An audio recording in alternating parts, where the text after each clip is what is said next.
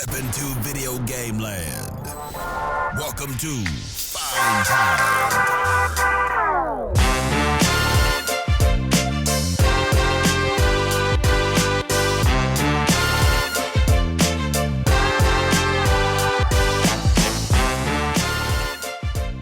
Hello, party people. It's your boy Dre. Hello, party Kevin. I after like what's this? We're like 80 or so big deals in. I don't even know what to say anymore, Kevin.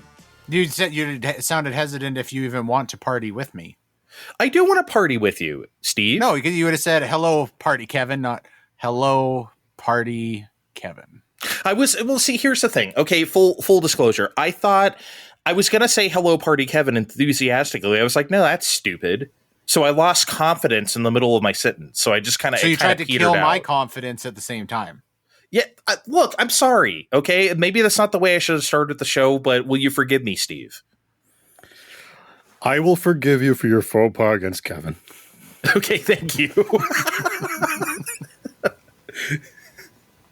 Why does that sound exactly like another show we used to be on? Anyway, you guys. What? Who said that? Well, what are we wearing today? I got a pink tank top with geometric shapes. I think I'm looking snazzy. Kevin, what you wearing today? I got a fucking black t-shirt on. There's no logos. There's no pictures. It's a basic ass bitch t-shirt. Okay. Keith, Steve? I got a snoozing capybara. I think I've worn it for you people before. Yeah. What do you mean, you people? You guys that I podcast with. Mm-hmm. As opposed to other people I've been podcasting with lately. Okay. You've been cheating on us? What are you talking about? You've been whoring yourself out for this. I'm such a You've slut. been a slut since day one. Dude, I am a slut. Yeah, like, I forget. I think the first time I guested on something was I was on Select and Start to talk about Mario 3. That's the first with Kiefer. That's the first time I guested on something. And then ever since then, I've been fucking just spreading my legs. You know what? Now would be the perfect time for you to plug the new music endeavor. I'm just saying, if there's a time to do it, it's now. Oh, the thing okay, I guess I've never talked about this on Fine Time. Yeah. Lately, I've been doing a show called The Silent Discographer with Andrew Elmore. He's been on the show. He was on the show all of August talking Shining the Holy Ark with me. And our mutual friend, Adam, and we all are going through the... I almost said the Mario discography. The REM discography. Right now, we have just recorded, as of this recording, Automatic for the People. So we are going to go into Monster next week. I don't know what's going to air next. Probably Document from 1987, their fifth record. Their first platinum record, the first top 10 hit record. So we're getting into like hit making REM now. So it's exciting, you know? So yeah, it's a lot of fun. Why did you listen to the show? Did you like? I you know what? I honestly, I hope I didn't just like miss you mentioning this. I first found out about it from that post where Corey was on it like 3 days ago. So I did not even know you were doing this. I don't think you told us. If I missed it, I apologize. I'm sure like you probably told Steve because Steve seems like he would be a shoo-in for a guest on a show about music history. Andre has absolutely told us about this endeavor. Okay, I apologize. If I seen it, I would have remembered, but I didn't know it was a thing until a few days ago. But it's on my. I haven't been on a road trip for a while. Next time I'm on a road trip, I'll listen to it. Yeah, definitely check it out. It's a lot of fun. It's exactly what it sounds like, an album, an episode, and it's great. REM is my favorite band of all time. I am also known on the show as The Apologist. The Apologist is an REM song title, so that's funny within itself. But I'm the guy who loves every REM album. For me, they went 15 for 15. They batted 1,000. They did not miss. So yeah, there are albums I like more than others, but every REM album to me is good. So that's kind of my thing. It's like, yeah, it's good because it's REM, you know. So, but the other guys have other opinions. So I'm the super optimist on the show, which is like a change, you know. Usually everyone thinks I'm a curmudgeon about everything. REM, I'm the ultimate optimist. So yeah, it's a fun show. It's a fun dynamic. Each of these albums has aged like a fine copy of To the Left. Yes, 100%. I think in 25 years we're going to look left. Yeah, we're going to have to look. We're going to look back at that game in 25 years, and we're going to see it's a zeitgeist of cozy for sure. If Steve runs out of betting money, that should be in contention for a Steve game. I know it's not a bad game per se, but I joked the other day that like he should play Gollum if he runs out of money, because I've been joking for months about you finishing Gollum. I think he should play Gollum. It shouldn't be things we've already played already, but you have not played Gollum though. But I mean, as a show. Yeah, but I don't know. Come on. I think he's trying to weasel out of it already. Like, come on. I'm not weaseling out of shit. I did the Balan Wonderworld for you people. He heard my story about getting set back 45 minutes of checkpoints, and he's scared. Balan Wonderworld. I'm not afraid of your Gollum. This man played through Shadow Labyrinth and gave it a B. I think he's liable to maybe even like Gollum. Let's not go that far. All right, let's talk about video games. We got a lot to get to. Let's get started with Steve. You and I returned to a game we loved a few years ago, now with new DLC. Wow, that's a long time for DLC, huh? 3 years when you think about it. Didn't really think about it that way. It's on a new system.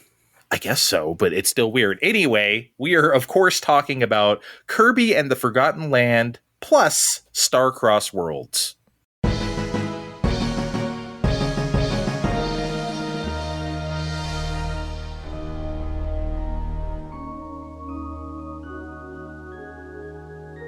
All right, Steve, you may remember, because you were there, and Kevin, you were there too, even though you didn't play it, even though you should. What were you playing instead of Forgotten World? Were you playing something else? I don't remember at this point. I remember what he played, but does Kevin remember? I don't remember. What did I play? You played Nightmare in Dreamland on Game Boy Advance. That's fucking right, you asshole. I remember that. I'm Kirby adjacent. I'm going to just... I was trying to make the show thematically accurate. You know what? Okay, so I actually went out and bought the Switch 1 version of this because I found it on buy and sell cheap like 3 weeks ago, knowing that the Switch 2 edition was coming up. And my daughter does not give two fucks about video games, but she was with me and she was looking at it on the way home. And she's been telling me the last couple of days, she's like, I've almost beaten this game. So she stole the cartridge. Once she's done with it, I'm going to play the Switch 2 version. Okay, good. Well, I'm glad she enjoyed it. That's great, actually. Because it's a great game. But yeah, a few years ago we played this, and I had a criticism back then that I don't know if it was a fair. It was. I shouldn't say it's a criticism. It was just a thought experiment of what if my dreams have somewhat come true. It's not on PS5, but it is on a new system called Nintendo Switch 2, and we are playing the Nintendo Switch 2 edition. And Steve, I got the one thing I wanted the most: 60 fucking frames a second. Andre, we gotta be real. If you were really expecting this on PlayStation 5, I'd have to ask you for all the social passwords. No, I didn't. No. Taking the keys away from Pop. No, come on. I'm not. Come on, Grandpa. It's time for your medication. Game tapes. Yeah, no, I just wanted to see it on better hardware was my point. And now I get to... Steve, this was transformative. When we saw this during the Switch 2 Direct, I was like, holy shit. The thing I like the most is that, well, I shouldn't say the most. Obviously, the thing I like the most is the 60 frames a second. The half-rate animations and fourth-rate animations that were like super duper distracting in the background, those are much less distracting. It still happens every so often. You still will see a half-rate thing here or there, but it happens way less than it used to. God, Steve, remember what the town looked like on Switch 1? Oh my God. Like the Waddle Dees were in Gumby Hell or something. The towns needed the towns that like there's more than one. The town needed some help. Yeah. You're just talking about like stuff in the distance being cut frame rate for performance. That's what you're meaning here, right? Yeah. Yeah. Okay. Yeah, that is much, much less on Switch too. Again, it still does happen, Now, but does it's, you know. if okay, so if stuff was half the frame rate in the distance, it's now so is like that stuff. If it was running at 15 previously, is now still running at 30. Is that the idea, or did they actually like revamp it so everything is just like flat 60? Yeah, so like there, like you could see it a lot in the water levels because it has like the most distance. So like there's like alligators and stuff in the background that still will now run at 30 until you get a bit closer in 60. So that's not nearly as distracting before where you had this 30 and things would run at 15 or look like 7 or 8 sometimes. Seriously, sometimes it was so low. Like, so because Switch was struggling on that game. It kept 30 to its credit. It did hit its target of 30 frames a second, but at what cost? Right? So all that stuff is much lessened on Switch, thankfully. I don't want to like totally re-review the game, Steve, obviously, but just I did play the entire thing because this wasn't just DLC for me. I wanted to replay the entire game looking this beautiful because it's not that long of a game, and then I could play the DLC. So that's how I approached it. I was once again kind of blown away by Forgotten Land. I wanted to play the whole game again, but Nintendo, you got to give me some more lead time with this. You need to release on the weeks we record the time, so I have that extra week in between. Then I could replay Kirby and the Forgotten Land. And so this way, I'm only smushing in Starcross World here. Yeah. I mean, thankfully, it wasn't that long, right? It's not that long, but I already did this with Donkey Kong Bonanza early in the summer where Andre finished on Friday, and it's like, well, I better catch the fuck up. I also wasn't searching for bananas, right? So I didn't. Well, that's a you problem. No, that's a Donkey Kong Bonanza problem. Anyway, I was just relentlessly impressed, I guess is the best way to put it, by Forgotten Land again. Just and all the great moments, like all the set piece stuff, like the roller coaster or the flying around with the big arc in your mouth, right? All that stuff is transformatively better by the 60 frames a second. Obviously, all those things are just much improved by running better. There's something, before we get to Starcross Worlds, there's one thing I want to ask you, because I do not remember this from the original game. I don't know if this is patched in or what. Was Chakram Cutter always that busted? Because it is broken. Like, it does so much damage, especially if you get up close and do the combo. Holy shit. Andre, again, I played this game when you did. I 100%ed it, and then I didn't play it again until now. But all the upgrade abilities are busted to a point. The Morpho Sword heals you. You've got the space gun that shoots things all the way on the other side of the screen. I mean, this isn't the game you're going to play for, oh boy, I'm going to get my ass kicked. No, this is a game they made for Switch. It struggled, and then they ported it to Switch 2 to see, look, it can be better. Look at it. Look at it. We're looking. Okay, God, we're looking. Yeah, but even like base Chakram Cutter does like fucking mega damage to me. I don't know, man. I think that thing was like out of control. But yeah, I'm not complaining. It's just fun, right? Point is, it's fun. And so this game was spectacular. I'd put it in my top 5 Switch games, period. That's how much I think of Forgotten Land. But now we have the DLC with Starcross World. Steve, did you laugh out loud? And I did when you found out the new creatures are named Starry? Not only are their names Starry, they don't stop saying it ever. Look at all these fucking Starries. They're fucking everywhere. You thought you were rescuing more Waddle Dees in the levels? Nah, it's fucking Starries. I don't like that we rescue Waddle Dees now. We used to chew up those fuckers and spit them out. Now they're like our friends. We have to rescue. It's weird. It was always ambiguous how bad King Dedede really was, and the Waddle Dees are part of that. I guess so, but now they're... I don't know. I guess I like the... This is so weird for me to say about Kirby. I liked when King Dedede was a mischievous, weird little penguin. Sometimes he was your friend, sometimes he was your foe, just because he wanted to fuck off and do weird stuff. He's still that, though. That's the thing. He's never going to be the big bad again, because there's always the weird intergalactic eldritch bullshit coming into this. He can't be that again. Yeah, but also, like, I feel like nowadays when he's your foe, it's because he got possessed by something. Like in this game, he's a possessed. In Star Allies, we had Swole DDD, right? That was a whole thing. And he stole all your food just beforehand, so he hasn't stopped being mischievous. Okay.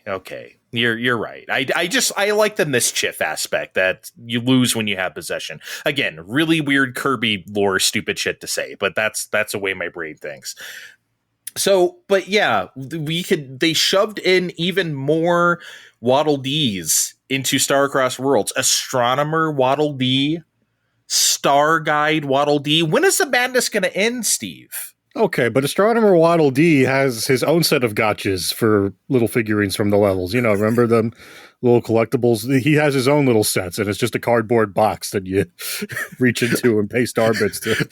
I love that he makes Kirby reach this blobby hand into this like blind box and pull out or at least not looking and just pull out a thing. It's really fun. It is really good stuff. So the Starcross World levels at first kind of feel like remixes of existing levels, but they're also not at the same time, Steve, because I was thinking when I first saw the footage, I'm like, okay, they're just going to let you do some stuff in the old levels. I guess that's okay. But a lot of these levels end up doing their own thing. They end up feeling pretty original. Well, they picked levels you find on the world map. It's not like there's a whole other warp star for you to go visit the star-crossed world. No, it's just you go visit these levels, and that's not super easy to find when you've already played this game. It's like, oh, which one are the star-crossed levels? Oh, this one over here. Okay. I mean, it's not like it's super massive, but it's like, I don't know, I could have used a list, I guess. You could press A to go to Star-crossed land. But I think it's just more to be thematically similar. I mean, these are decidedly challenge levels overall, but, you know, different layouts. You know, that way you could still have, this is where we landed. Remember that beach where we landed? And here's the mall. Everyone loved the mall. Let's do another one in the mall. It's the best. It's the best. I love the mall. It's the best stage in Kirby history. I'm going to say it. It's so great that it's in Air Ride City trials again. That's how much we all love the mall. Sakurai's like, fine, we're giving you the mall. I don't know why I didn't invent the mall, but here's the mall again. I would not be upset if Mario Kart 10 had the mall as a race course, even though it's not Mario. That's how much I love the mall. The Kirby Mall is more interesting than Coconut Mall, I gotta say. What was that? Kevin's cussing me out under his breath. I asked if I just said Coconut Mall is just not cutting it for you, hey? Yeah. It hasn't been the same since the Mii's were pulled out. You know what? I don't miss the Mii's. I've heard people say that before, and I understand, but I don't miss them. I get it, though. I was being facetious for the young people. No, but people actually say that. That is an actual take I've heard before. Of course it was. I didn't think it was, but of course it was. I'm dead serious, yeah. Okay, I got to talk about the music real quick. I love that they take off on the soundtrack in really original ways, because it's not just remixes where they add like, oh, here's the dubstep version of the mall theme or something like that. It's like, I don't know. I guess the best way to describe it is like, think of like Act 1 and Act 2 of a Sonic game. I think that's the best way. These new tracks, Steve, feel like Act 2s. Yeah, I think it's fine that they're mostly remixes from the base game, because Forgotten Land had 2 songs we recognized from old Kirby before. I think we can let it slide. And thank God, because that was a problem in some other stuff. It's like, guys, you don't have to keep giving us the same songs. You don't. So I love these DLC levels because it's like you said, they kind of feel like challenge levels, but they're not like super hard like that. They just have more gimmickry. Would you agree with that? In a good way. Yeah, I thought it was interesting how they managed to do that without inventing new powers for you to use. They do give you a handful of new mouthful moles. Mouthful modes for you to play with. Like they give you a little spring. And then there's the one where they make you sled down on a sign. The sandwich board thing, right? Yeah, the sandwich board. The little gear you crawl up on the wall. I think that's all of them. But then there's all the fun stuff they make you do with the ones that there were already. The second level, they make you escort a staircase. They sure do. That's about as Kirby as fuck as it gets. It's great, man. It's really, really great. I love the volcano level the best. That was the best one, right? Where you do like the sandwich board sequence, and then you go into the large room with the turtle spraying like Gradius Shmup sprays at you from the background. The lava. Yeah, and you have to get all the fuck the way over there to kill the turtle. And then you do like the spring mouth thing where you have to go up the tower while the panels are coming out of the tower that can push you off. So you have to get all the way to the top. That shit was great. It was also annoying as a 100% Kirby person because, yeah, Andre rolls his eyes, but these are one of the times I like to give it 100% because they're not that hard. But this one was, and it's the same rules as before where, we're just going to tell you to find hidden starries and whatever at first. If you happen to find the other conditions, we'll tell you that you did that, but otherwise you have to beat a level to find out what the other conditions are as you play. Okay, fine. And that particular one was, do not get squished or pushed or shoved or otherwise fall off that sequence in any way. Well, fuck. Well, guess who didn't? The first time. Your boy. Fuck you. Your boy. You know me, I don't chase that shit, but I just happened to do it. I got greedy looking for them gotcha capsules along the way. That's what you get. Yeah, I did. I got it, and I did it again. This is something I felt when I played the game originally. This is like my only bit of criticism, and it's not even really that much of a criticism. And I feel it more in these new Star-Crossed World levels. Kirby's movement speed is like a touch slow. Do you agree? It's just like a little bit slow. I think they could have turned up the pace. Now, I'm not saying they should have turned it up. Like, what did 3D World do on Switch? Like 20% more speed? I'm not saying they should have done that, right? That would have been too fast. But like maybe like 7 to 10%, maybe just like a little bit faster, I think would have. It just feels a little sluggish sometimes to get around in a big area. I don't know what the answer to that is. It feels fine the first time you're doing it, but again, if you're me and you're going back through the levels again, I wouldn't mind a little run button that makes you run a little faster. I don't know. Yeah, I'm not even saying, like, I don't think it should have a run button. I don't think this game design supports that, right? I'm not saying they should have had that, but just maybe. Well, I mean, 2D games double tapped for a dash, so I mean, something like that would have been fine. But yeah, it's just a little slow. But again, that's like the only bad thing I have to say. And also, I want to say this: playing through like the entire main game again, plus playing the DLC, did not feel like too much game. Now, again, I'm not 100% or I don't go for everything, right? I get what I get. So, like, you keep that in mind. That's the way I play the game. But just playing all the levels and then playing all the new levels did not feel like Kirby fatigue or like, I'm kind of sick of this or anything like that. It was great. See, if I had time, I'd probably agree with you. But, you know, I just don't have the time. Yes, you do. Are you fucking kidding me? I got to play Crisscross, make my video.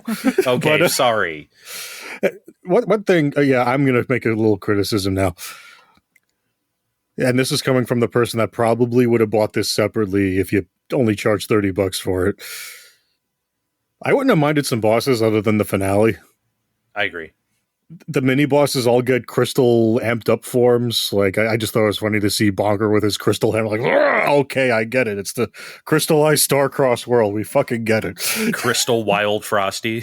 Yeah. Everyone's already amped up from the wildness, and now they got crystals attached. And there's one new one that just drops a fuck ton of star bits instead of giving you a power, but I don't know. Halfway through, Crystal Woods could have showed up or something for spectacle's sake. I don't know. That would have been fine. I also, and I'm not going to spoil, obviously, but I was kind of disappointed that was the last boss. I was kind of hoping it was something else. That's all I'll say. Yeah, I won't say anything for the time being either, but I had a good time with this. It was fun. Don't get me wrong. I just kind of wish it was, again, all I can say is I wish it was something else. That's all I could say. But it was fun to do, I guess, and it did give good spectacle, but, you know, what can you say? Definitely worth $20. Like, if you have Forgotten Land and you're thinking about this, is this DLC worth it? Well, look, it's worth it just for the upgrade. I would have paid $20 just for the visual upgrade, but the DLC makes it 100% worth it. This is definitely $20 worth of DLC for sure. Yeah, like I just said, if they were doing the Splatoon Raiders thing and were charging less for it as a separate package, I probably would have bought it anyway. But as hey guys, as of recording, if you live in the US, you can go to this website called Woot, and you can get the Switch One version for $40. Ooh, if you don't mind waiting a week, and then you buy the upgrade pack, and then you only pay $60, not the 70 or so Nintendo wants. that's a deal. But then you have to have a cartridge. Okay, you know what, Andre?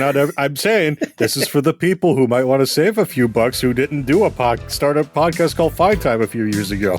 Okay, fine. Where we talked about this game already. Okay. No, I'm just kidding. I talk about this game more if we could. Yeah. Starcross World, great DLC. Definite thumbs up from me.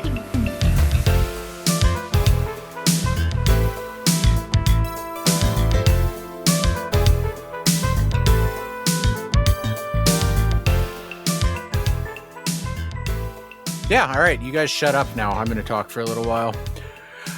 Okay, I finally got to play Tony Hawk 3+4.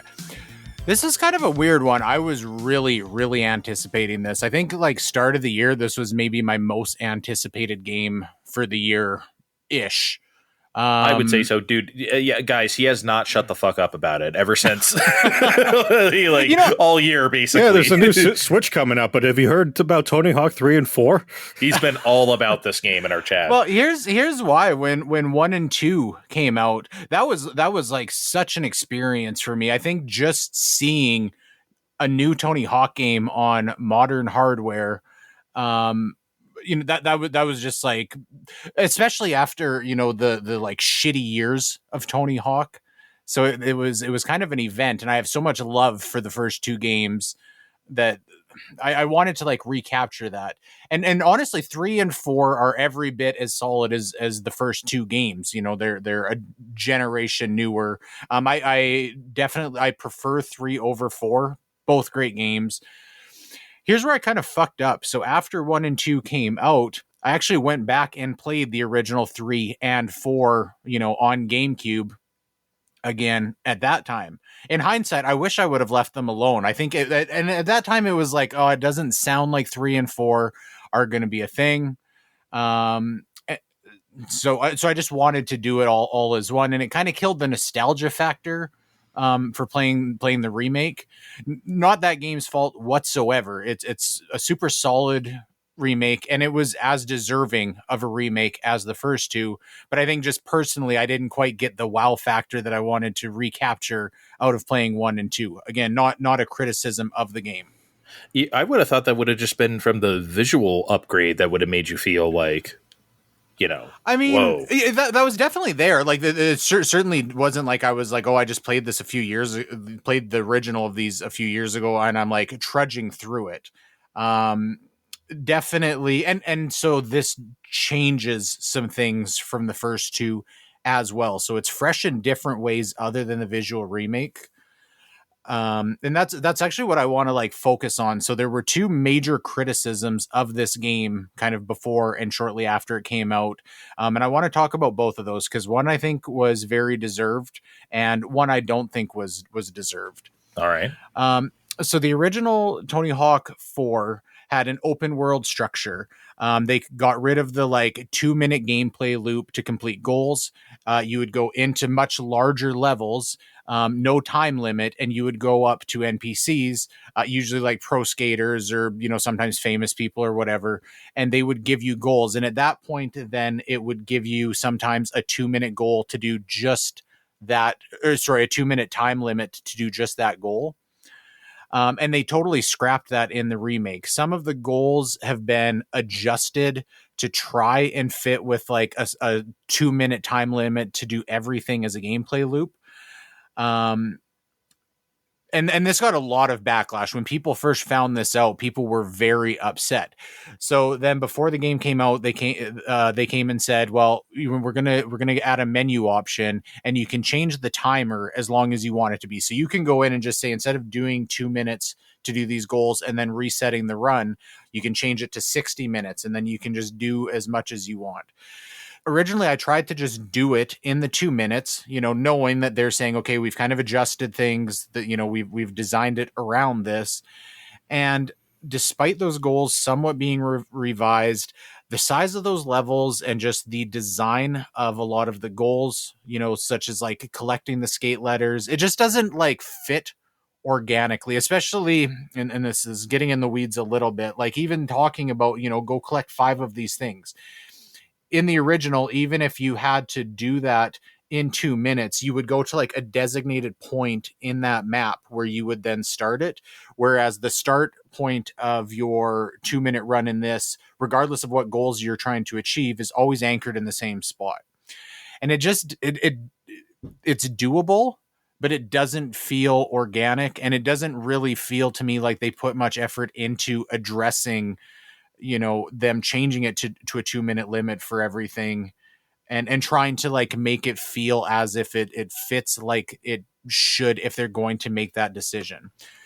That's why, like, when this news first came out, I recoiled myself, and I don't play Tony Hawk. And when I saw this, I was like, oh no, that sucks. Like, just thinking from a game design perspective, I'm like, that's awful. You should not, that's not Tony Hawk 4. If you don't want to remake Tony Hawk 4, then don't remake it. You know what I mean? That's how I would feel, and I don't even play these, and that's how I'm thinking of it. So you telling me the solution on top of it just kind of makes it worse, in my opinion. No, it would have taken a lot more work, I think, to like really revise those goals so it worked with the 2 minutes. But really, what they should have done is put in the work to make it as it was originally intended, because not only just like gameplay structure does it hurt it, I mean, just the like environmental enjoyment and going up and like finding these pro skaters, and then they're like, they have like dialogue to like give context to why you're doing these goals or whatever. Like you lose all of that as well, and that kind of sucks. That does suck, because look, if someone's favorite game is Tony Hawk 4 and they buy this, they're not going to get Tony Hawk 4. This is not it. Actually, that's a good point too, because going into this, where I'm like, I prefer 3 over 4. I'm glad that I'm not like a real 4 truther out of the original 4 games, because this would have pissed me off much more than it did. You'd be pissed. So I did change it to 60 minutes. Now, for the most part, that is the better experience, but it's now like unbalanced in an inverse way. So a really good example of this is every level has 3 tiers of scores, right? There's like the 6 score and the pro score and the high score. And those are designed to be done within 2 minutes.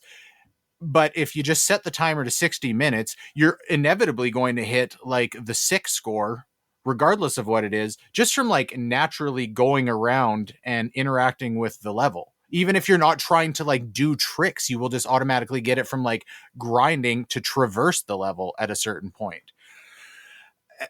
And I didn't want to do that either, because so like as soon as I realized that, it just, I would check off that goal, but it bothered me. So now what I'm doing is like starting out that run, watching, because I don't want to go into the menu, change it to 2 minutes, do my scores, go in, change it to 60 minutes, come back, and then do the rest of the goals. That just seems like janky and shitty.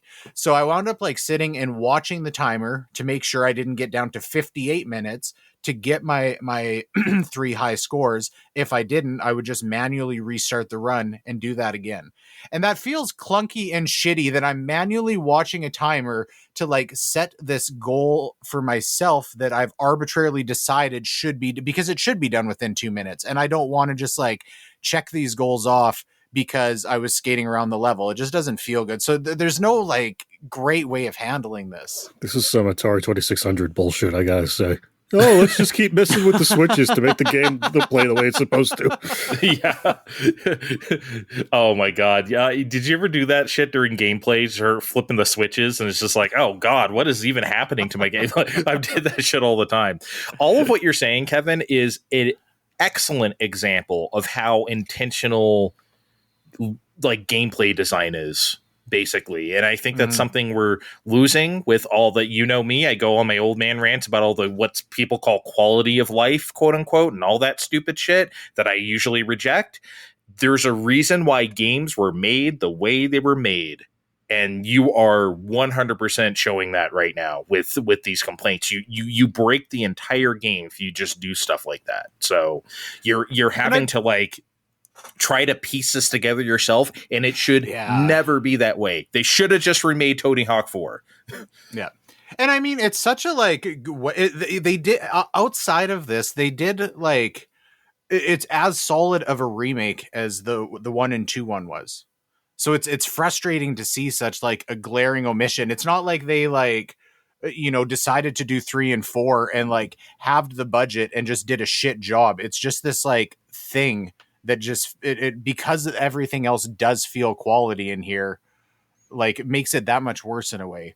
It also adds some like really weird contrast. So they do add some new levels in the 3 and 4 campaigns. I won't spoil these. They're really good. I really like all of the new levels, especially I very much like the last new level that they add in the 4 campaign. But it's obvious that the level design of these and the placement of things was intended to like lend itself to the 2-minute structure, right? They're really well done, but then it makes them stick out from the other ones in the 4 campaign, right? You can really fucking tell what is new. I think if you had never played the original 4 and you just knew what I'm talking about as a concept, you would pretty easily be able to sit down and say, this is an old level, this is a new level. This was designed to be done in 2-minute increments. This was not. And that doesn't feel great either. Yeah, that can always be weird when you graft on. This is a weird example. Have you guys ever seen the like, I think 2010 version of Beauty and the Beast where they added back in the song that was cut? Yeah, that was weird. That was so weird because the animation was not finished on that song, obviously, Steve. So a lot of it looked like CGI, which is fine. It was actually really good animation. It just did not look like the rest of the movie at all. They could not make it look like, it just stuck out like a sore thumb. You know? Like the same idea as when George Lucas like did like the late 90s version of the original Star Wars movie, and it like looks original, and then there's like really like shitty late 90s CGI inserted. Well, that was a DVD bonus they put in the movie. I mean, this is a video game that people know. Oh, this is Tony Hawk 4. No, it's not. Yeah, this is not it. If you're coming for that, you will not get it. And I think that sucks when it's like, you know. Yeah, I still enjoyed my time with the 4 campaign. It just felt like they like kind of cut it off at the knees. And it's hard to like not feel the stink of that the whole time, especially coming off of the 3 campaign. You know what I mean? For sure. I want to talk about another thing that was a pretty hot button topic. But I have a different take on this one. So the music, Tony Hawk 1 and 2 wasn't able to license all of the original songs from the original games, but they had most of them, and they added in a good chunk of new ones. And that soundtrack, I think they did a really good job with it. This one only has 10 from the original, both 3 and 4 together. The rest of the soundtrack is new. And this got a lot of heat online as well. And I didn't really know how I was going to feel about this one before I played it. I didn't take a hard stance on it. And honestly, I think this was almost for the best. I don't think it's for the best in the sense that, like, I'm sure a lot of the reason for this is they didn't want to like budget to license some of the old songs. And that just kind of feels like it sucks. But the new soundtrack fits really well here. And there's some like real bangers that are added. And it just feels like if we had a modern day Tony Hawk 6, this feels like the songs that they should be putting in it. And so that kind of itself, like, it also helped like freshen up this experience for me. I mean, to be honest, if I wanted like an exact carbon copy of the original 2 games, I could just go play them again. Here's what is also awesome. If I had to pick like 5 songs from the original that were absolute must-haves, it would be CKY's 96 Quite Bitter Beings, Del the Funky Homo Sapiens, If You Must, AFI's The Boy Who Destroyed the World, Adolescence Amoeba, and Motorhead Ace of Spades. Those are like 5 songs that really, actually, ironically, all of them from 3. But like really, really like capture that soundtrack for me, and all 5 of those made the cut. I'm super glad they did. So, I mean, those are also like, as they're interspersed with the new soundtrack, it kind of like ties everything together and brings it home. I get why people wouldn't like, I get why people would want that original soundtrack mostly intact. But for me, I wound up, I think, enjoying it more because it wasn't. Now, again, we talk about like the janky quality of like arbitrarily like watching your time. This was actually talked about to Tony Hawk himself. There was a clip and he was like, well, you can just like put the original soundtrack on Spotify, which I mean is true, I guess. But like, oh man, I just like can see me sitting there like fucking listening to music on my phone beside my head, like watching to make sure I don't hit 58 minutes. Like this all like coalesces into like not ideal experience. I don't know. I had a great time playing this. I think if you're into Tony Hawk games, you're still gonna like this, but you know, probably like temper your expectations to a degree. Yeah.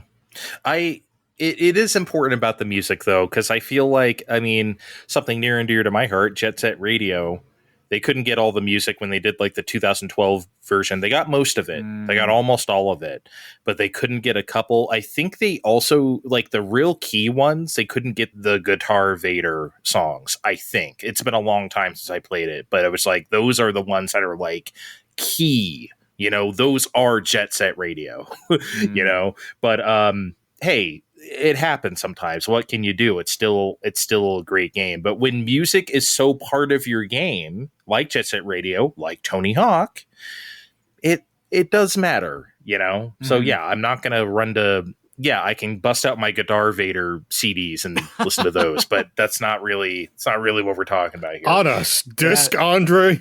Yes. On a CD player? I still have them. There's been talk recently about them doing like remaking the Underground games. There was 2 Underground games. Those are both really good games as well. But this really makes me just want this team to be like, let's just make a brand new Tony Hawk game. Use the same engine, make brand new levels, and then, you know, you can get whatever fucking soundtrack you want because it doesn't have anything to live up to, you know, as far as like being accurate to an original soundtrack. You can design the levels like you want so that everything like fits around how you decide to structure the game. Like that's what I want. I obviously if the Underground games come out with a remaster, I would play it for sure. But really what I want is just like Tony Hawk 6 that is good and doesn't suck, please. Yeah, that seems to be the dream. I hope they're building up to that. I hope that's happening. Can you imagine if they did Tony Hawk 5 remastered? Tony Hawk Downhill remastered. Hey, Downhill Jam is severely underrated. I even actually, when I did that interview with Mick West, I made a point to be like, you know what, Downhill Jam doesn't get the fucking credit it deserves. Did you like Project 8? I did not play Project 8. Oh, you didn't? Okay. I was kind of like, yeah, a little checked. I mean, even like, you know, when we're talking, I guess I could just do a fucking Tony Hawk episode if I need to get all of this off my chest. But Downhill Jam is not like the game you want to play because you love Tony Hawk games. Like Downhill Jam is fun in the same way that I think Excite Truck is fun. Oh So, boy. Okay. Like, take it with a grain of salt, I guess. That's the era, all right. Well, now that you got me all verklempt hearing about Excite Truck, maybe we should you want to get in the shower? It's fucking hot. I mean, it's September, it's still summer, baby. Let's get in. Let's cool it's off. hot here too. Let's do it. You ready? Steve. Yes. Come on. It's hot in New York too. Let's go. Okay. Yeah, okay, that was more enthusiasm than you usually give. Let's get in the shower. It's time to hit the showers. We'll be right back on Fine Time.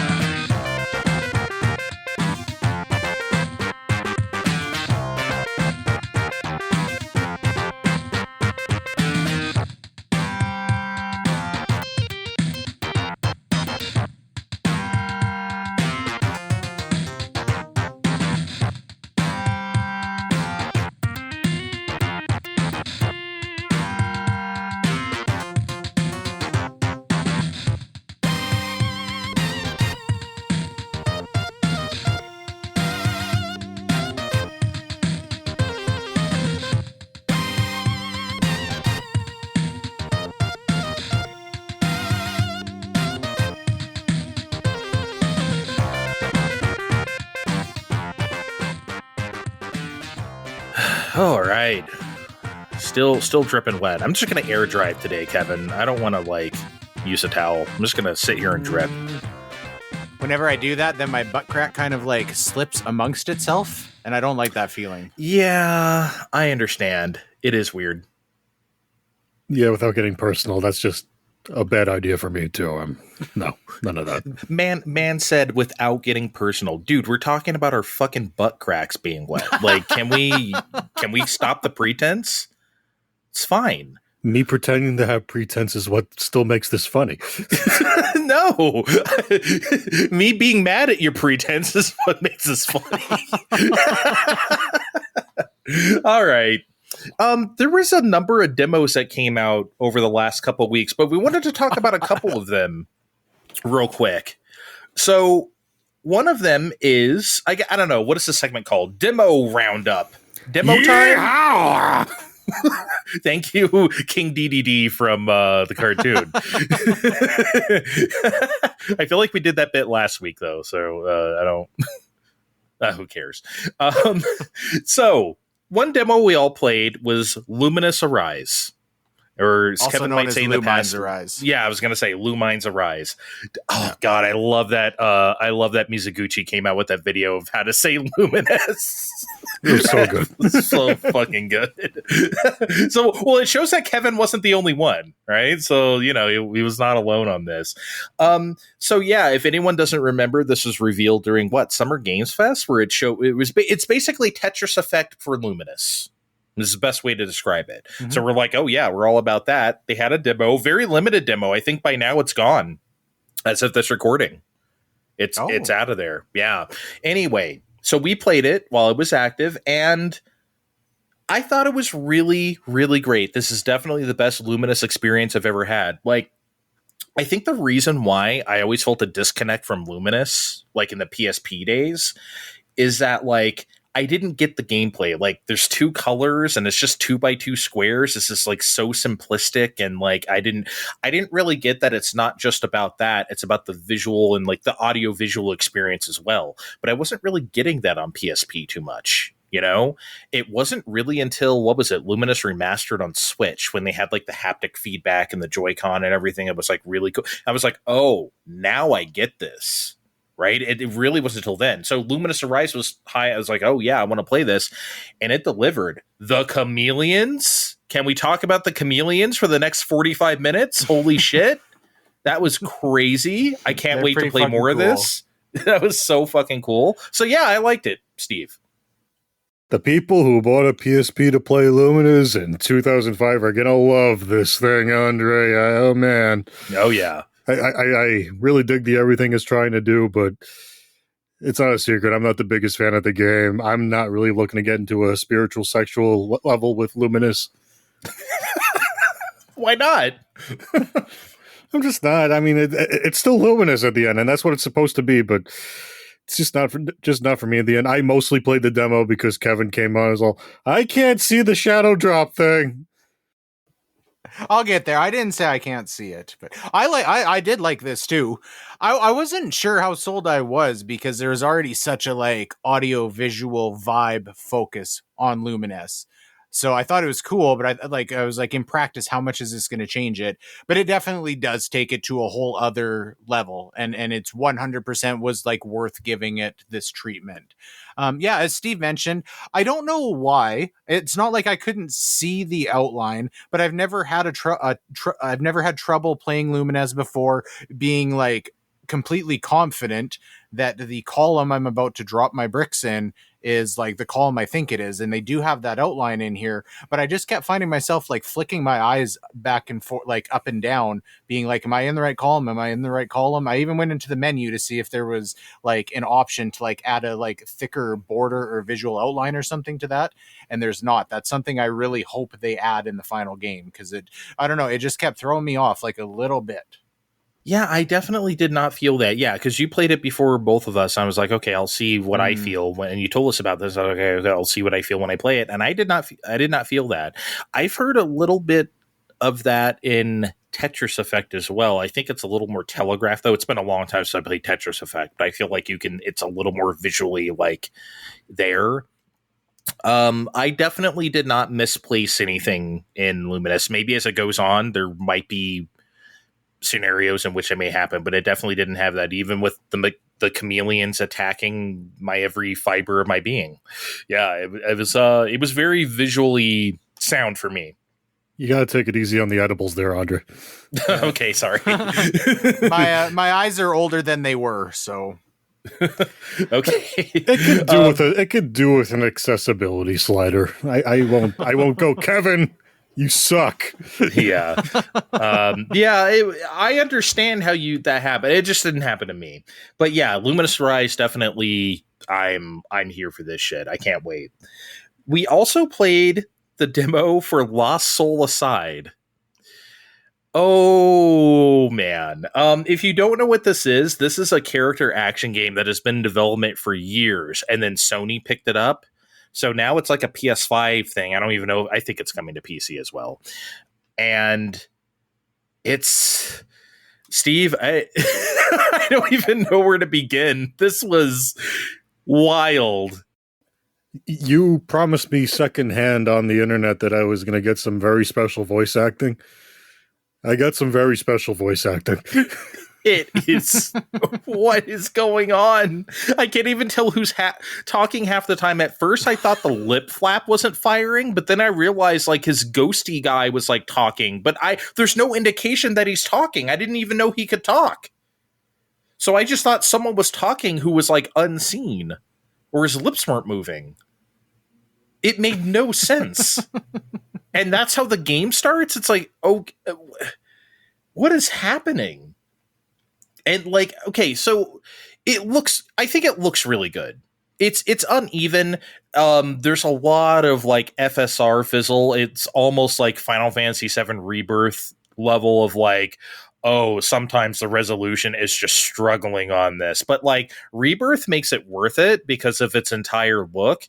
This is just kind of, kind of looks a little fizzly. But then, Steve, when you get to that boss, when you fight that other dude, that shit looked crazy. I mean, there's all sorts of, that's the kind of thing. It's almost like Black Myth Wukong, right? It's like the thing you see several years ago in a trailer. It's like, there's no way that's going to be in a game. That can't be in a game. And here it is in a game. And we're playing it. It looks incredibly flashy, but I'm not so sure about how all this plays. Because it is very flashy. But you got a block and a dodge. They both take stamina, our favorite thing from when we were talking about Shadow Labyrinth the other week.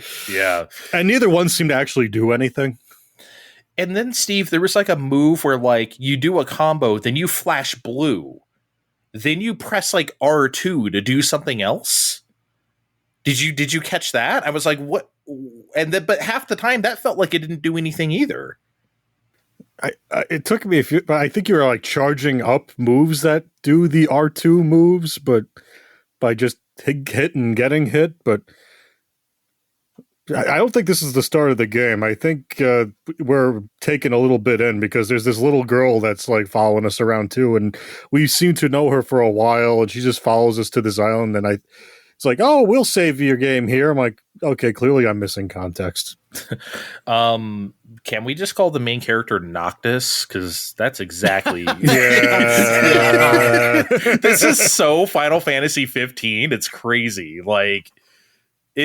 Kevin, look, we know you don't play these, right? So I can't imagine you like this very much at all. I didn't like this at all. I thought this fucking sucked. I thought the combat was bad. I didn't find it like visually interesting.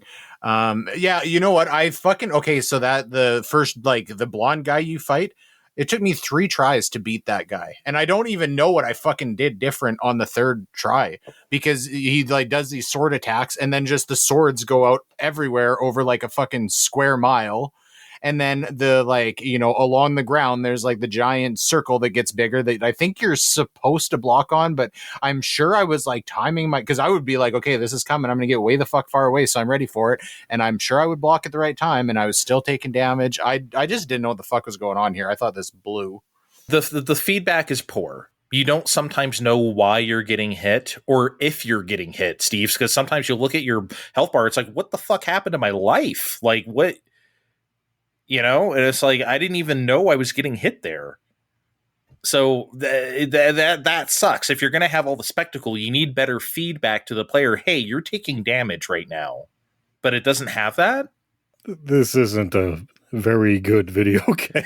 No, but I want to play it. Like, it's not good, but it might be. Do you really? You want to like play the whole game of this fucking thing though? I do. Why? I do.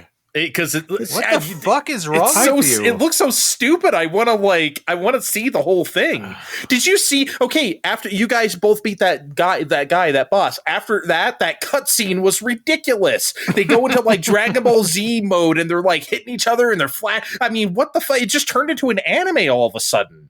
What was that? That was so ridiculous. And then you're surfboarding. You're surfing down a surface like you're being chased or things on are your crumbling sword away. Yeah, on your sword. And it's like, why is that happening? So I want to see the whole thing just because it's like, yeah, it's not that good, but I kind of like the fact that it's not that good. It's the right kind of crappy for me. I'm sick. It's the right kind of shitty. It could be a Kusoge classic. I mean, you never know. I'm more middle of the road on this one. I don't hate it like Kevin does, but I'm more than content with waiting for Royale with cheese here. Yeah, this is definitely a Royale with cheese game. I will say this, and I 100% mean this. I think it is a bit comforting that Sony is publishing something like this. Considering the way this industry is going, and we're like, you know, things are taking years to make and like they never come out or they're bad or whatever. The fact that Sony's just like, fuck it, we're just going to publish this weird character action game that's like delivering something they know exactly what they want to deliver. No muss, no fuss. It's just, here it is. It almost feels kind of, I know a lot of people are saying like PS2-ish, but to me, it just kind of feels like, hey, let's just put out video games, because Sony hasn't done that in a while. they spent a lot of this generation just cleaning up after Jim Ryan, right? So I don't know. I guess I appreciate that. You know what I'll give this? The music that's in like kind of the quieter, more like atmospheric music, I found that noticeably good. It's got like kind of a like, you know, like Super Nintendo RPG vibe to a lot of that music, and that was nice. The music wasn't bad. I like the music during the cutscenes when they were doing the anime clashy stuff. I like that stuff too, because it was over dramatic in a way that made me laugh out loud in a good way. So I appreciated it. But yeah, Lost Soul aside, it's something. All right, Steve. I would say we have big questions this week, but we don't. I think we just have big question. Yeah, Andre just ruined the surprise. There's no real news out there. You know what that means, everybody? Everybody's favorite news sites and YouTube channels need to start making shit up for clicks. Well, the Nintendo Direct cottage industry prediction is right now is like fucking on fire, man. They can't stop. They're making videos every day. Yeah, let's hope the Direct's happening next week. But It is. It's so happening. yeah, but for now, what are we looking at? We're looking at a magical set of PlayStation 6 portable unit stats conjured up from Moore's Law is Dead, the YouTube channel. I didn't make that up. That will somehow surpass the Microsoft ROG Ally, while also coexisting with a regular-ass PlayStation 6 that just hooks up to your TV like normal in the market space. I mean, I got stats listed, but why am I going to rattle them off for a machine that doesn't exist? We're not that show. Could you fucking imagine? I mean, who would do that? Who would ever do such a thing? And besides that, everybody just hiked the rates up of currently existing hardware over the past few months, even weeks even. I think right after we recorded the last time, somebody's like, oh yeah, PlayStation 5 costs more. Sucks to suck. So do you really think Sony's going to be super quick to be sending out the PlayStation 6 in 2 years, let alone two of them? And how much would these cost? Well, let's start with the first part of that. Okay, let's actually. Okay, obviously, we think these rumors are bullshit. We think all of this is stupid, right? So we're just kind of. This is all what if. Like, what if this was true? Kevin, do you think PS6 is coming out in 2027? Because I absolutely do think it is. Man, 2027 is a ways off. I mean, I certainly wouldn't write it off, but it just feels a little soon to me. Just given the context of everything. It's time. We've been in 7-year console cycles for pretty much our entire adult lives, right? So, I mean, this feels time, Steve. Yeah, there's just... It feels time, but right now everyone's like staring at shit on the shelves, and it's like, I think everyone's would be better served trying to figure out how that shit leaves the shelves before inventing more shit to put on them. I don't know, man. They've sold 81 million PS5s the last time they said, maybe a couple months ago, and I don't think that number's slowing down. Like, I think people are still buying. I mean, that's the thing. Are they still going to be buying them with the price increase? Well, and the PS5 Pro is not really selling that great. No, it's not. That's doing shitty. That's the big thing about this gen. Like, the PS4 Pro sold, like, not crazy, but it did sell. PS5 Pro is not selling. The only reason to buy a PS5 Pro is if your PS5 regular breaks, basically. It's like, okay, I may as well get the good one now. Right? That's why I got a PS4 Pro. Mine died in summer 19 with blood stained in the disc slot. I think that's before you guys knew me, but yeah, that's what happened to me. It's a great story.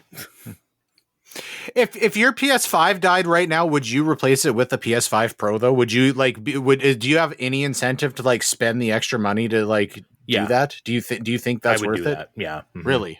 I would absolutely do that. Yeah, well, I mean, look, that's what I did with PS4 Pro. So like summer 19 to like what, November, fall 20, I knew that was like PS5 was around the corner. We had already been talking about it, and we knew it was coming out next year, and we always know they launch around Black Friday. So it's like, okay, I'm only going to really use this for a year and a half. But yeah, I did it. I got a PS4 Pro. So this would be even more time. I think if I was in that case at that time, I would have replaced it with the PS4 Pro as well. 100%. If my PS5 broke tomorrow, I wouldn't even think about getting a PS5 Pro. Really interesting. Okay. No, I understand. Where I'm getting hung up is, okay, we'll say the PlayStation 6 is coming out in 2 years. I don't think there's going to be two. I don't think there's going to be the handheld and the whatever, just because. And if there is, I don't think it's going to sell. The handheld version is going to sell very well. Just because, yeah, PlayStation 5 is doing fine. We already said, but the Pro, we just said, is not. The VR headset that costs almost as much as the PlayStation 5 is not. The Portal is not. I got a cheap Portal on Prime Day because they're like, please just fucking buy these from us. How much was it? I paid like $110. Oh, nice. For it and a case and a pouch set. Okay. So didn't he make fun of my Steam Deck case? Remember? Am I making shit up? I feel like you dunked on my case. Maybe facetiously? I don't know. I feel very hurt about this from a year and a half ago, maybe, or something. I don't know. I'm having feelings. Anyway, no, that's cool. That it comes with all that shit and for that price. And that's what we're getting at is like, here's what I want to know. Is this handheld unit supposed to be the same power as like a basic bitch like PS6 that you hook up to your TV normally? That can't be possible, right? How can you put that? And if it is possible, that is going to cost literally like $1,500. Like, there's no way that can be true. Let's say it's. I mean, okay, Kevin. Let's say it's a portable PS5. That's still going to be like $1,000. Yeah, I mean, just coming out with something like that, now you are having to like design constraint around that, right? That you're like apples to oranges, but you're kind of putting yourself into the like Xbox Series S. I think that's apples to apples. I think that would be exactly what they're doing if they do that, Steve. No, I think you nailed it, and I'm surprised that didn't occur to anyone sooner in this hypothetical scenario we're talking about. I mean, like, I bought a laptop earlier this year for $1,500 that it has roughly the power of a PS5. I can play games on here basically the same as I can on PS5. That's a laptop that's $1,500. Can you imagine like a dedicated handheld? I mean, like, forget about it. And I got this on sale for $1,500. It should have been more. So I get it. A laptop is not a video game device. I'm just saying that like these things are costing a fucking lot. And that's for PS5 power in this thing. For PS6 power? Oh God. I mean, Andre, we all know I'm the handheld lover, but I'm not paying no $1,500 for the PlayStation 6 portable. What's the most you'd pay? Well, I paid $500 for Switch 2. I mean, but with a game, I mean, like $450, right, is what it is. And then, okay, $450 plus $50 for game. So, $600, and it would really need to have something to play, like right fucking now. Kevin made a face when you said 600 so much. He is like hurting. Look, man, we're in the era. It's just, I mean, you know me on this show. I said it for a long time. Like after when they first had that Gamescom thing at 2023, Nintendo did. And I was like, this system's going to be at least $400, at least, and it ended up being $450. Right? I should have gone higher. It just things are getting out of control, you know. And Sony, don't forget, Sony is like the most up their ass electronics company there is. Sony's going to charge Sony tax on that shit. Like, they're going to make it expensive because they think they will sell it. You say this as if there's like a remote possibility of it happening. Oh, I mean, of course, all of this is what if. I'm just saying that, like, if they were to, no, I don't think this is happening. I'm just saying if they were, oh my God, like, you know, it's a fun thought experiment. But no, of course, this is not happening. Okay, I'll put it this way, though. I do think there's truth to these rumors, though. Do I think Sony has explored a handheld or a hybrid handheld like Switch or anything? Of course they have. 100%. I mean, I think they're always talking about that kind of stuff, right? Before the Portal came out, there were rumors of like, you know, Sony's doing a handheld of some kind. We don't know that this is like a dedicated streaming thing. It was the same with the Xbox, right? You know, this was talked about as if this was like its own thing for a while. We didn't know it was going to be a fucking ROG Ally with a sticker on it. I feel like it's like every like 3 years that, you know, like we hit this, like, you know, Sony is or was working on a handheld, you know, maybe they got so far with it, like it, I don't know. It's just reiterating what you said. I think this is always like something that's being discussed internally at all of these companies, right? Even after the Vita, I'm sure that within like, you know, a few years after that, Sony is having some sort of discussions. Does it make sense for us to do another handheld? What would that look like? I just don't think it gets even remotely close to like being taken seriously as like, let's make this a parallel to our like premium dedicated home console. Do you think there is do you think there is room in this post-Switch world to have a dedicated handheld system again, though?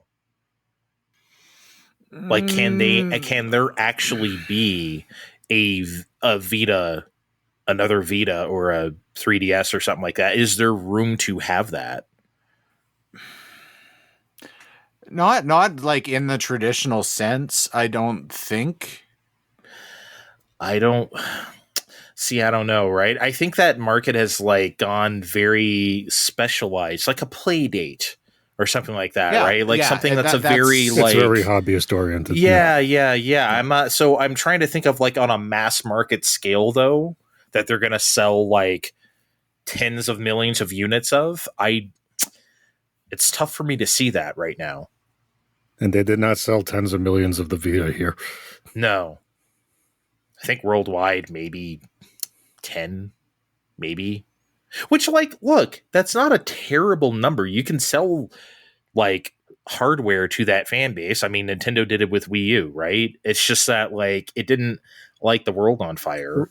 And that's a problem when Sony's primarily known for, electronics manufacture. Yeah. Yeah, Vita exists in a weird space, right? Because it's not a failure, but it's also not like a resounding success. And I feel like if they were to release a handheld now, that's what they should do, right? If they want to have a handheld, they need to market it as a completely different thing. It can't just be, here is PS6 and then here is PS6 Handheld. It needs to be like GameCube and Game Boy Advance, or like it needs to be a completely different thing. I don't know if the market will take it. Yeah, I don't think it will either. Not at these prices. I don't think it would take it from like Nintendo, Sony, Microsoft. I think when Andre was talking about the Playdate, like, I think we could see something a lot like more ambitious than that's kind of mainstream. It's just not going to be like a dedicated, like, it's not going to be something that they are expecting to sell, 30 million units of, best case scenario. Fine time.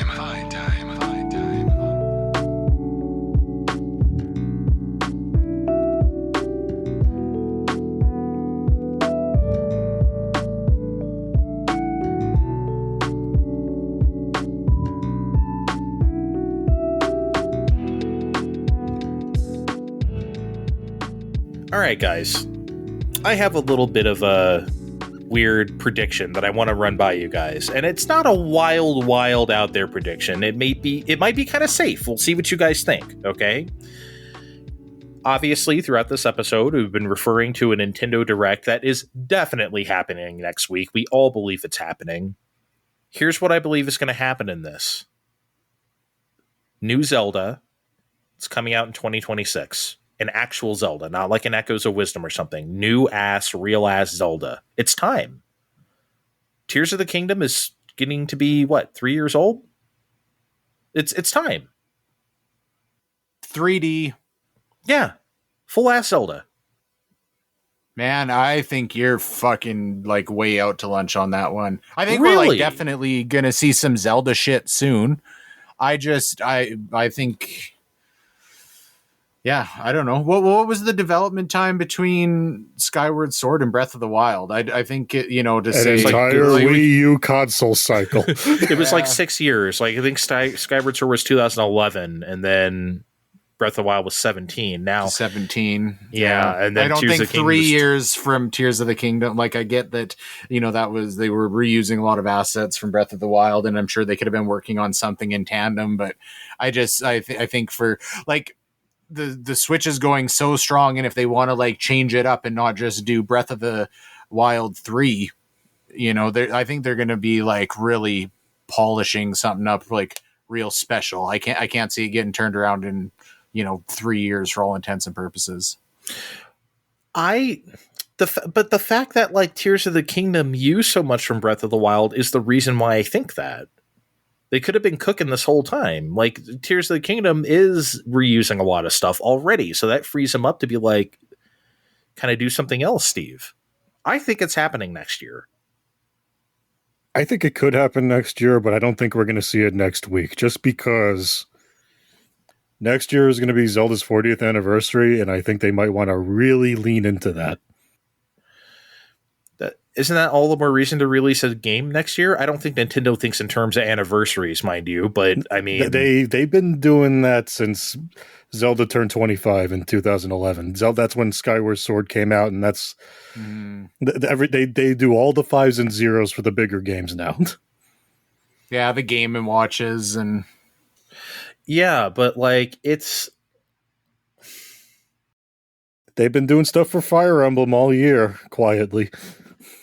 I hate the anniversary culture shit. I don't know they why release things to draw attention to a thing and make everyone participate in the culture. That sucks. Can we just release how stuff? Confident are you that we're going to see a mainline Zelda like at the next Direct? Like, how confident?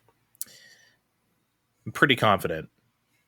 Can we, Steve, confident. Because he is so far ahead of us in our betting game.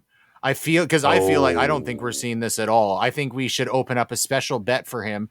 If he's that confident, we could give him, like, I would say we give him like 5-1 odds. And that's because I really don't think it's happening, but 5-1 is definitely enough for him to drop a fat wad of cash on if he's that confident. Can we like impromptu bet here a little bit? What if they cheat and do Zelda news is coming? Because I could see them do that too, where he rides by on a horse and then like more news is coming. I think that counts. If we see it, I think that would count. If they're saying it comes out in 2027 or 2026. Yeah. I would count that if they say there's a new like mainline, clearly mainline 3D Zelda and we are saying it's coming out next year. Yeah. Fine. 5-1. We're all in. Okay. So 5-1 odds. You have $1,600. How big are my balls today? Because if you are right about this and you're that confident, if you throw like $600 on this, you could like eclipse us for the rest of fine time with that. For the rest of time.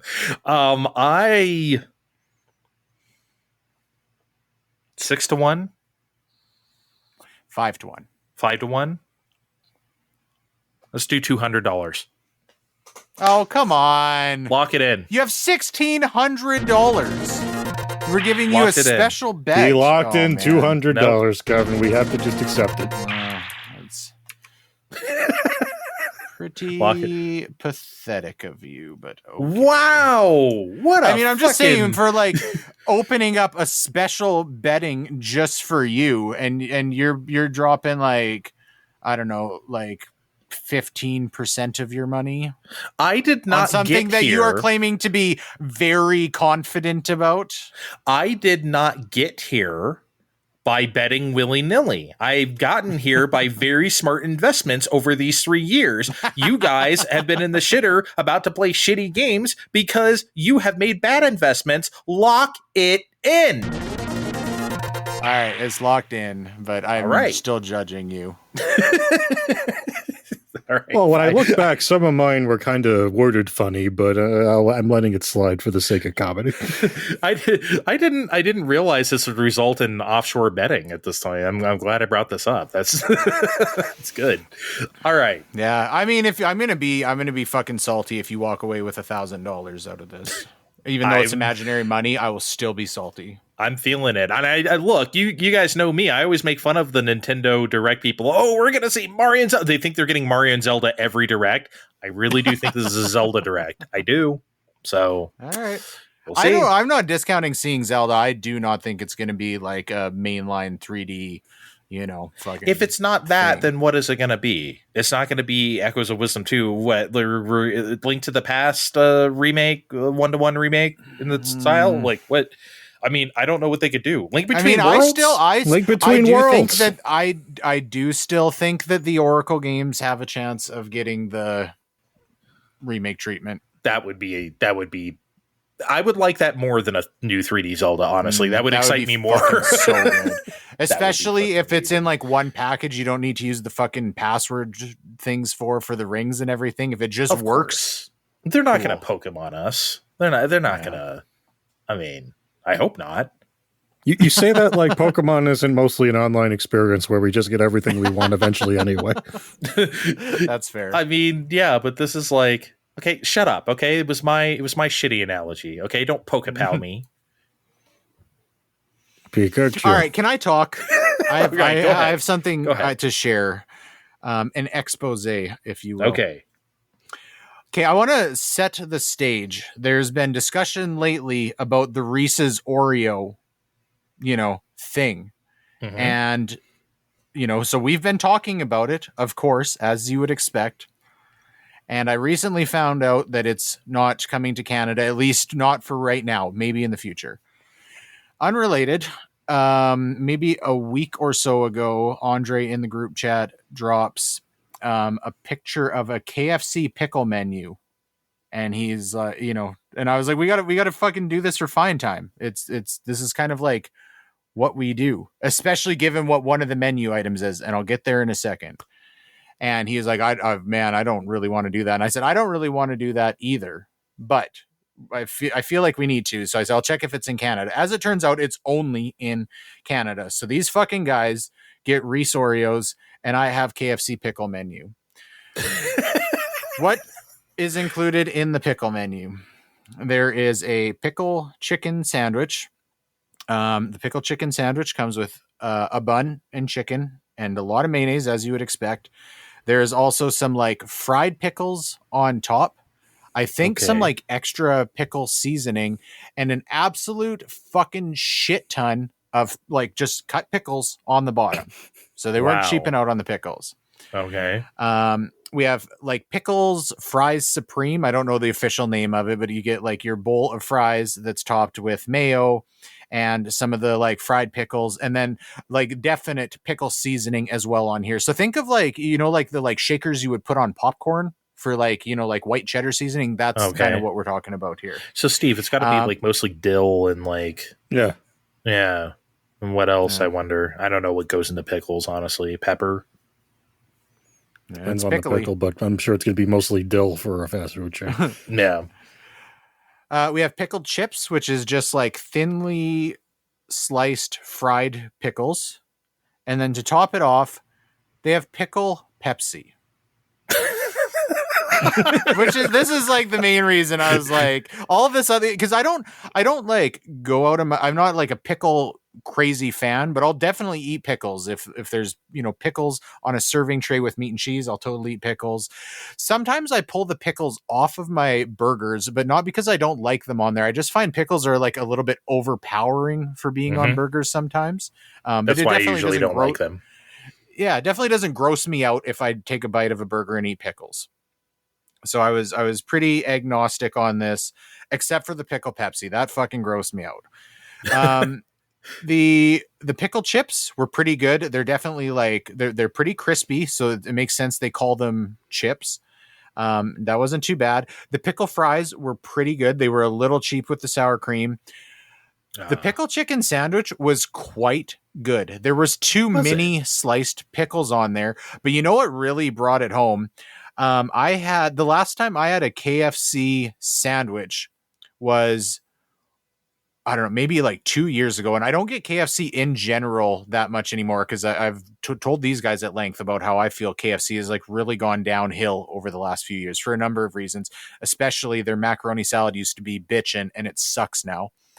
But I got this chicken sandwich a couple years ago and it was the worst chicken sandwich I have ever had. It was like literally soggy. The chicken was like fucking wet and soggy. The bun was soggy. Like the chicken was like small and limp. It was I like not where it was just bad. Like I took a few bites and I was like, fuck this. And I just ate my fries and that was my lunch. It was super gross. Wow. This chicken sandwich, the pickle one, was really good. Like outside of the pickles, even the chicken was like big and thick and crispy and had really good breading on it. The bun was good. I like overall, based on that sandwich, increased my current assessment of KFC. So that was good. Two mini sliced pickles, but not bad. Anyways, Well, I mean, look, The- can you have too many sliced pickles on a KFC pickle sandwich? I guess. I guess you didn't can. pick any off, to be fair, because I was like, I'm here for the experience, so I ate the whole thing with all the pickles on it. Okay. The pickle Pepsi. Yeah, Was this it is the good? thing I want to know about. What did it taste like? What do you fucking think it tasted like? Bad? So I'm at the counter and she hands me an empty cup and she's like, you go fill up your Pepsi in the fountain, and then hands me a little like plastic dip cup with pickle juice. What I'm assuming is just like, I don't know if it wasn't like cloudy, so I don't know that it was just like juice out of like a jar of pickles. It was pretty clear. But it's green pickle juice with a couple sliced pickles in the little dip container. And she's like, you just dump this into your Pepsi. What does it taste like? Kevin, that's kind of shitty. It's real fucking shitty. I wanted them to have a special batch of pickle Pepsi waiting for me in the back or something. Yeah. Flashback to last year, I did the stupid spicy menu at Burger King. They had the spicy Sprite, strawberry Sprite. It was bad, but I wasn't making it myself. Mm-hmm. I still wish I could have tried the spicy Sprite. That sounds so bad. It was. But you said it wasn't really spicy. It wasn't. Anyway, okay, so Anyway, Kevin, could you possibly describe? I mean, like, does it literally just sound exactly what I'm thinking of? Like Pepsi yes, I with can tell some you pickle exactly juice? what it tastes like. It tastes like regular Pepsi with pickle juice and a few sliced pickles dumped in. That is literally exactly what it tastes like. So I took a few sips before we got our food, and I was like, "Fuck, man!" Like, it's not like gag inducing, but I was like, I don't know that I can do. So I don't know if I can fucking do this my whole meal. I seriously considered just going over to the fountain, dumping it in like into the fucking tray where the excess soda goes, and throwing the pickles away and just getting regular Pepsi. But I was like, I can't. I'm committed. Now, I don't think this is a redeeming quality, but at the very least, when I was eating my food, my mouth was so pickly that it was a lot more bearable to like wash it down with the pickle Pepsi. Okay. But it was pickle and Pepsi do not go together. It was not good. I do not suggest it. That sounds, yeah. Because that was the thing. I didn't even really see the rest of the menu. I saw the pickle Pepsi first. I was like, oh no, because I'm a Pepsi freak. So I was like, oh God, do I actually have to drink this? And then it's not in the United States, so yay, I don't have to have this. Well, I was kind of wondering, like, is it one of those things where you're like, oh, this is probably gross, but then when you drink it, you're like, oh, maybe there is something to this. Like, for whatever fucking reason, pickles and Pepsi match. They don't. Mm-hmm. It's not a thing. Okay, somebody has to like it somewhere, though, because I've been going to Sonic a lot the past few years since they opened a few here, and one of the mix-ins you can get for any fucking drink you want is pickle juice. Someone has to like it if it's on there. Yeah, I mean, it didn't come from nowhere, right? So, but are they putting that in soda? If you want it. I mean, well, that's, you can get fucking ketchup and Pepsi at Wendy's, and you don't need to like have ketchup Pepsi. That sounds so fucking vile. Oh my God. Ketchup. Okay, but right this second, I can go on the app, order one of my iced teas, and say, yeah, put pickle juice in that shit. Literally write it as a note, put pickle juice No, in I don't that need to shit. even say it. I can just tap the thing that says pickle juice. That's what I'm getting at. Clearly someone wants this, not us. What like alternative drinks does pickle make sense in? Like, I don't think it's like any more acceptable to be like, I'm gonna put pickle juice in my orange juice. Yeah. Oh, Jesus Christ. I want to stop talking about this. This is so disgusting. oh, God. Join us in a few weeks when I go to the garlic festival and tell everyone how great garlic lemonade is.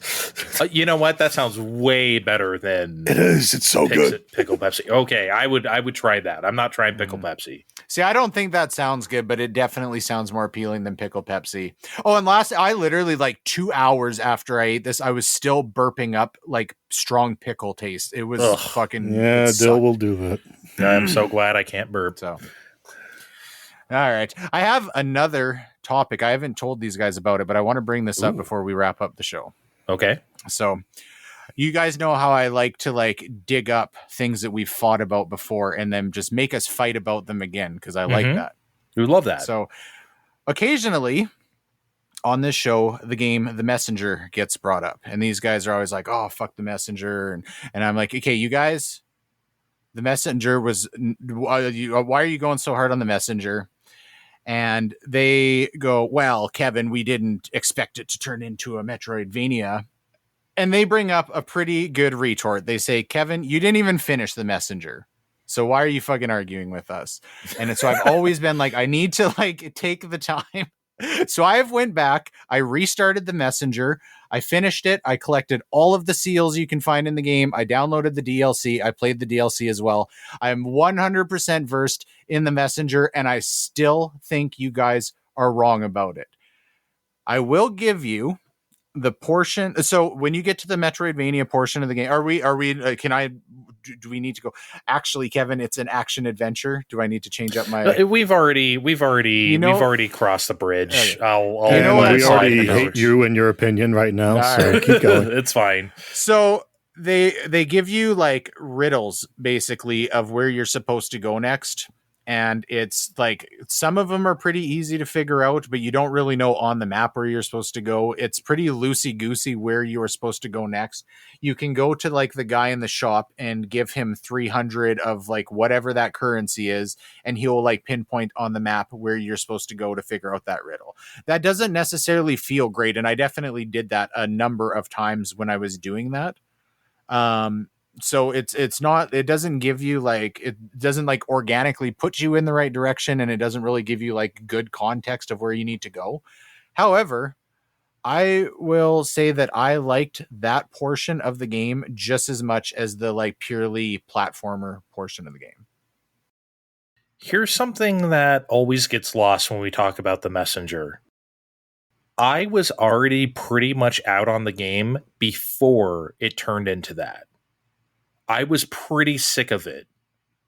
Then the genre change happened. Then I'm like, okay, maybe this might be something more, but then I didn't like that either. And then it's like you said, it's a little picky to figure out where to go or whatever. And I probably didn't feel like figuring it out because I was already not having a great time. So that's why I quit. It wasn't because it changed. It's because I was already tired of it before it changed. What did you not like about it up to that point? Because it's well designed and the controls feel extremely good. I get that you don't like the humor in there. I know that's not your thing when they have that like self-referential, like, you know, the humor that game has. Ninja Gaiden levels should not be 10 minutes long. Those levels are so gargantuan, and they just keep going and going, and they don't stop. It is endless. It is like all the maps of like Ninja Gaiden 2 shoved into one level, and then you play another level, and then you play another level. They're so fucking long. Why are these levels so big? And it's just so boring. They could have cut those levels in half, and it would have been a much better game. It's just too much space. There's a reason why Ninja Gaiden, you could beat it in an hour. It's not because of technical limitations or that's how it was done back in the day or whatever. It's because that's it. That's all the Ninja Gaiden you need. You don't need Ninja Gaiden games to be hours and hours long. That's my problem with The Messenger, Steve. I'm going to be, well, not too much nicer than you because I was enjoying the game. But that's the thing. Because the levels were long and they just kept going for a while, like, okay, the game's over now, right? Oh, no, it's not over. We got this whole other game now. Okay, but it's going to be fun to play still, right? No. Turns out smushing all those levels into a thing to explore isn't that fun to do. And yeah, I could buy some hints and whatever else, but that doesn't make any of that less tedious. After a while, it's like, oh, swim through the paths a certain way, jump down the hole, but not that hole. You know what else I can do? I could stop playing the messenger. I can do that. I genuinely fully disagree with both of you, especially the levels being too long. Like they're broken up like properly with checkpoints. The checkpoints aren't too far, the checkpoints aren't too close, and there's so much like variance between those levels. Like you're acting like there's you're spending like 15 minutes running and you're just like jumping through the same like types of things. Like they always are changing up the level design. I feel like the level design is very well done in that game. I don't know, man. I don't get that point specifically at all. So I think I needed to say for the record, for if any listeners of Fine Time, that these guys have turned off of trying the messenger. I fully dispute this. Well, we need to also dispute that Kevin doesn't really play these games in the first place. Last time on the show, well, not last time, a few shows ago, Kevin complained about the Shinobi demo because it played like Shinobi. Yeah, this guy didn't even like the Shinobi demo, which was kind of awesome, actually. And I had to do a fuck I was wrong because I dunked on that shit from the second it was like shown. And this guy's like, eh. I'm like, and dog. The messenger controls so much. And you know what? The fucking levels are way more interesting. Like way more. I'm ending the show before I get pissed off at you. I don't want to listen to this anymore. Okay, you are a messenger fuck. That's what you are. Okay, that's the only insult I had. How about that? You are a fuck.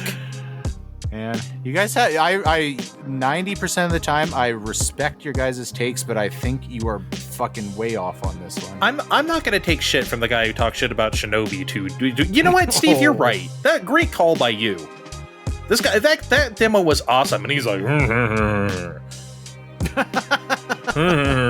he also said the whole entire direction of happened in the first place, which was just like the worst thing he's ever said on the show. Stand by that. You are a piece of shit. You know what? Okay, that's it. We've had enough show. I'm gonna end the show and I'm gonna abuse Kevin off the air so you guys can't hear it. Thanks for joining us. Check the description of this podcast to find our links on social media, and we'll see you next time. Bye. We'll catch you next time. This has been